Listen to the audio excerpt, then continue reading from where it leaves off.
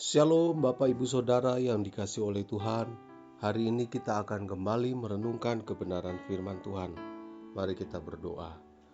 Bapa di sorga, di dalam nama Tuhan Yesus Kristus, terima kasih yang Tuhan lakukan untuk hidup kami. Pemulihan demi pemulihan dalam hidup kami terjadi. Dan biarlah hari makin hari kami semakin berkenan kepada Tuhan. Dan hari ini Tuhan, kami ingin lebih lagi mendengarkan firman-Mu. Firman-Mu menjadi kekuatan dan kesehatan rohani. Dalam nama Tuhan Yesus Kristus, haleluya, amin. Firman Tuhan hari ini berjudul Aman dan Tentram Palsu, bagian 2. Amsal 14 ayat 26 mengatakan, dalam takut akan Tuhan ada ketentraman yang besar, bahkan ada perlindungan bagi anak-anaknya. Bapak, Ibu, Saudara yang dikasihi oleh Tuhan, maukah kita ini disebut orang-orang munafik? Tentu tidak. Maka kita harus mengerti apa itu ibadah yang berkenan kepada Tuhan, yaitu ibadah yang disertai ketaatan, melakukan firman-Nya. Jadi, jagalah langkahmu.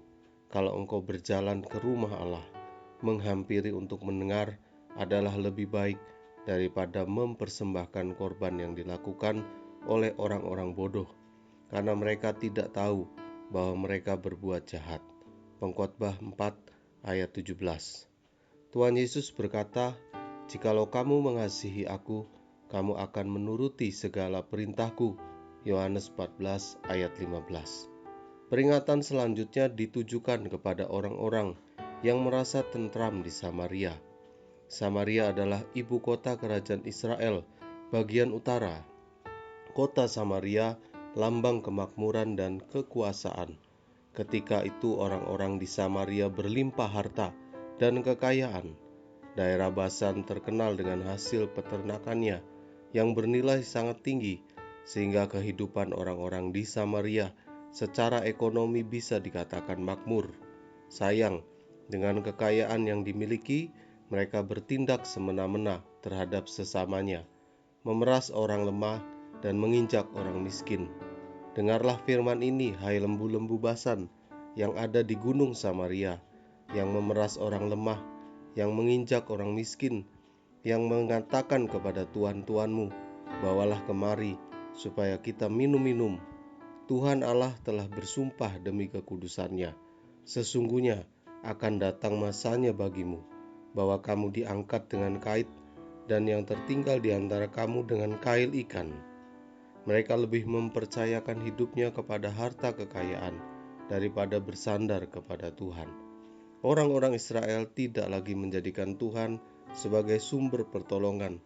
Mereka lebih memilih mencari pertolongan kepada manusia atau bangsa lain yang mereka sangka lebih bisa diandalkan dan diharapkan. Terkutuklah orang yang mengandalkan manusia, yang mengandalkan kekuatannya sendiri, dan yang hatinya menjauh daripada Tuhan. Yeremia 17 ayat 5. Sebab itu ingatlah betapa dalamnya engkau telah jatuh. Bertobatlah dan lakukanlah lagi apa yang semula engkau lakukan. Wahyu 2 ayat 5 bagian A. Amin. Terima kasih untuk kebenaran firman-Mu hari ini, dan biarlah kami menjadi orang Kristen dengan kebenaran yang sejati, bukan kebenaran yang palsu.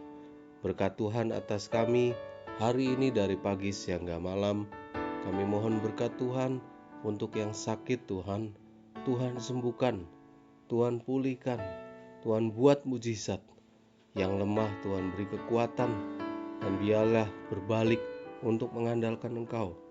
Yang berbahagia berulang tahun, yang mendapatkan untung, berkati mereka Tuhan, semakin mengasihi Engkau dan pekerjaan Tuhan.